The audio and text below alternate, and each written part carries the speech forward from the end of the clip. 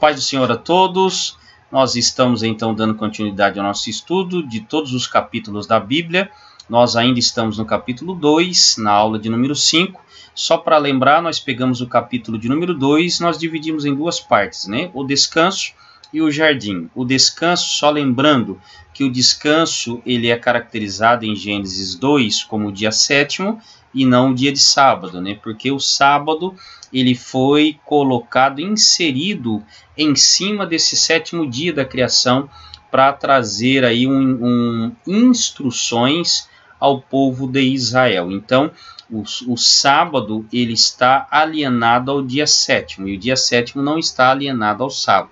Então, só essa separação que é importante para que você venha entender. Mas uma coisa que eu quero que você observe de antemão é que nas coisas que estão em torno do jardim, no capítulo 2, versículo 5, se você observar, o escritor ele retoma a criação lá do capítulo 1 do terceiro dia, porque quando Moisés ele vai começar a detalhar, descer para chegar ao detalhamento da criação do homem, ele parece que retorna lá no terceiro dia, quando as plantas, né, a vegetação, a flora está sendo criada. E ele vai trazer aqui um detalhe importante, dizendo assim, ó, pois ainda nenhuma erva do campo havia brotado, porque o Senhor Deus não fizera chover sobre a terra, e também não havia o homem para lavar o solo, mas uma neblina subia da terra e regava toda a superfície do solo. Então aqui tem duas coisas importantes. Primeiro, a chuva, que ela era desconhecida nesse período da criação.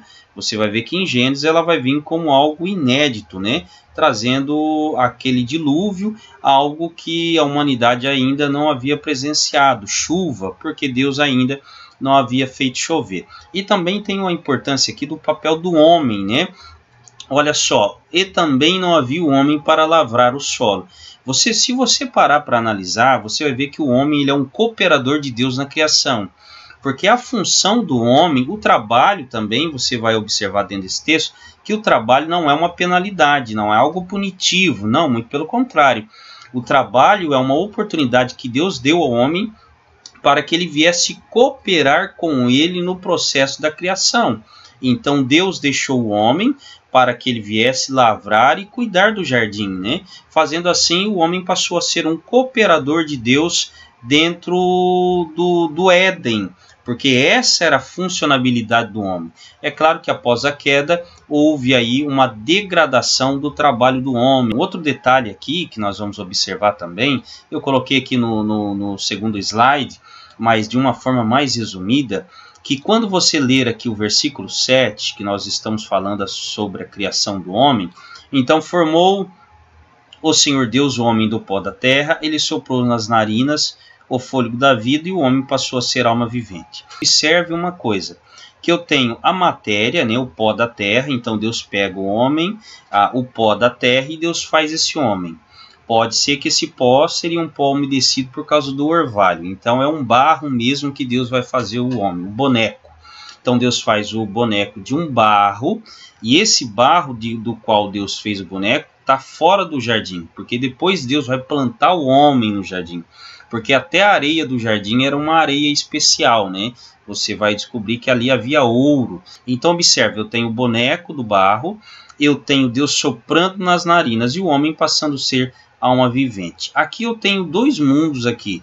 Se você observar, eu tenho o homem formado do pó da terra, eu tenho o sopro de Deus que o homem vai passar a ser uma alma vivente. Essa alma vivente, ela depende de duas coisas, depende do boneco e do sopro de Deus. O resultado do boneco e o sopro de Deus é o homem sendo alma vivente. Essa alma vivente também, se você estudar um pouquinho mais, você vai ver que ela também se refere à mesma palavra alma. Vamos pegar aqui, ó, versículo 7, essa mesma palavra alma, nefesh, ela vai se referir aos animais também, então não vai ter muita diferenciação.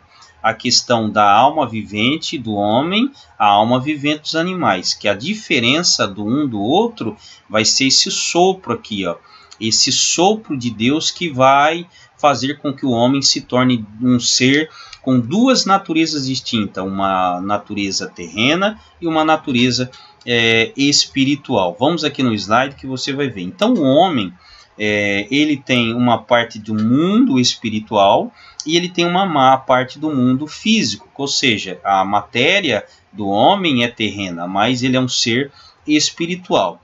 Mas existe um estudo da tricotomia, que ele vai separar espírito, alma e corpo, porque num estudo mais detalhado sobre as escrituras, vai se entender que o homem ele possui essas três naturezas distintas, ainda que espírito e alma elas fazem parte ali da questão imaterial do homem, o espírito ele tem um relacionamento diferente da alma.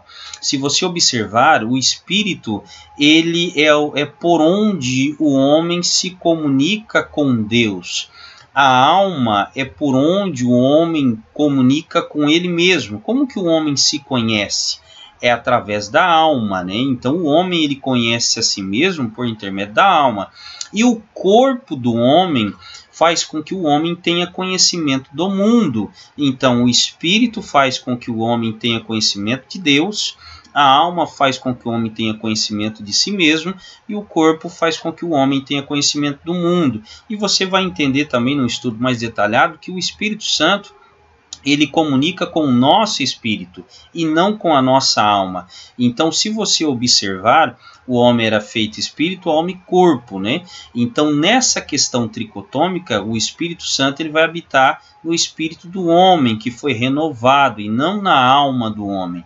Porque o Espírito Santo comunica com o nosso espírito que nós somos filhos de Deus. Então, nós vamos ver essa importância aqui do versículo 7. Então formou o Senhor, Deus, o homem do pó da terra e soprou em suas narinas. Aqui nós não temos o estudo da tricotomia, porque aqui nós temos só duas partes, a material e a imaterial. Quando se fala alma vivente, já é o resultado do boneco feito e do sopro de Deus que trouxe a vida. Então a alma vivente, ela é o resultado da junção das duas coisas, do sopro de Deus que entrou na narina e o resultado é esse boneco com vida. Mas no estudo mais detalhado das escrituras, nós vamos entender essa diferença, né, da tricotomia do espírito, alma e corpo do homem. Lembrando que o espírito ele é quem faz esse papel de relacionamento com o Espírito de Deus, a alma, o relacionamento do homem consigo mesmo, e o corpo, o relacionamento do homem com o mundo físico visível. Por isso que quando o homem morre, ele não tem mais contato com esse mundo. Por que ele não tem? Por que ele não volta? Porque o corpo é o elo de ligação entre esse ser vivo com as coisas desse século. Morreu o corpo, acabou o contato. O homem não tem mais contato com esse mundo. Então o corpo é a forma que a alma tem de sentir as coisas da terra. E o espírito é a forma que a alma tem de sentir as coisas espirituais. E um outro detalhe importante para nós começarmos aqui a concluir, aqui nós vamos ter a primeira, no versículo 16, nós vamos ter a primeira profecia condicionada. Por quê? Olha o que Deus vai dizer. E o Senhor Deus lhe deu a ordem: de toda árvore do jardim se comerá livremente. Mas da árvore do conhecimento do bem e do mal não comerás, porque no dia em que comeres certamente morrerás. Então isso aqui é uma primeira profecia condicional, que Deus vai dizer ao homem. Olha, o que nós temos aqui nessas duas árvores, para você entender? Primeiro, que Deus ele cria o homem e ele planta esse homem no jardim. Então, ó, Deus ele coloca o homem no jardim. Então, o homem ele vai ser um arrendatário daquilo que não lhe pertence. Deus coloca e Deus também, você vai ver que após a desobediência, Deus vai expulsar o homem dali. Então Deus planta esse homem ali e Deus diz assim, ó, tem duas árvores aí, de uma tu come livremente, que é a árvore da vida. Você vai observar que a vida ela é externa ao homem, a vida não está interna ao homem, mas a vida é um fator externo que depende de Deus, mas o cumprimento dela, a regra, depende de um fator interno. Como assim? Quando Deus diz assim, ó, você comerás livremente desta e dessa você não come porque você morre, Deus está dizendo assim, ó, que dentro do homem, ainda que a vida seja um fator externo, independe dele, mas Deus colocou dentro do homem algo interno que o homem pode alcançar essa vida. Qual é esse fator interno? O fator interno nada mais é do que a fé e a obediência. Que se o homem ele cresce naquilo que Deus havia dito e obedecesse, ele alcançaria essa vida que seria um fator externo. Então a vida que emana de Deus é um fator externo, mas esse fator externo pode ser alcançado por algo interno que Deus colocou ao homem, que é a nossa fé.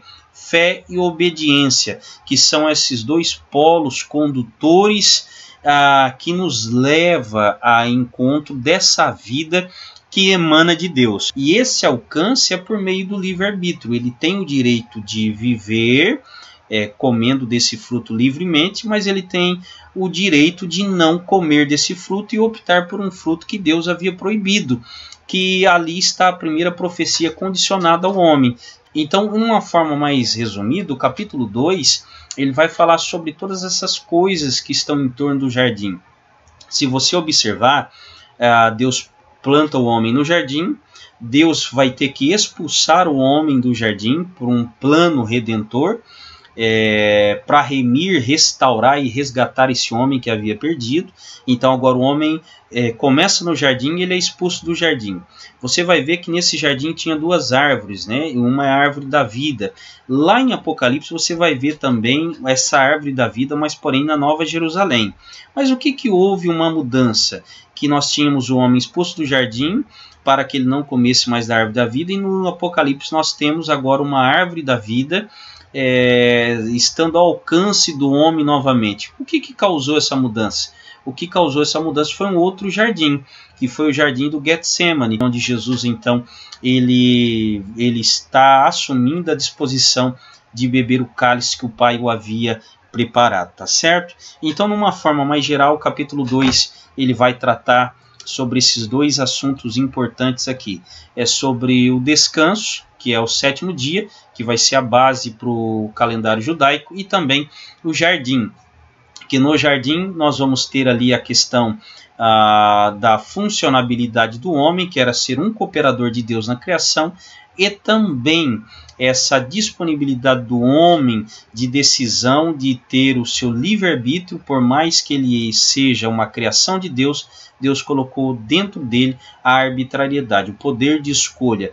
E assim também Deus vai nos mostrar através da criação, num estudo mais sistemático, que o homem ele tem essa tricotomia, né? Corpo, alma e espírito. O corpo se relaciona com o mundo, a alma consigo mesmo e o espírito se relaciona com Deus. Então tem o conhecimento de Deus. No modo mais geral é isso, lembrando que quando eu falo do homem eu estou falando de Eva também. Se o homem ele tem esses dois mundos dentro dele, o mundo espiritual e o mundo terreno, Eva também, tá certo? Então isso é um resumo do capítulo 2, que não vamos entrar nos pormenores, mas nós vamos então chegar no capítulo 3. Lembrando que no capítulo 2, até o final do capítulo 2, que eles estavam nus, isso fala da inocência, que vai ser usado posteriormente no capítulo 3, para reforçar aí as consequências da desobediência, tá certo? Deus abençoe, até a próxima.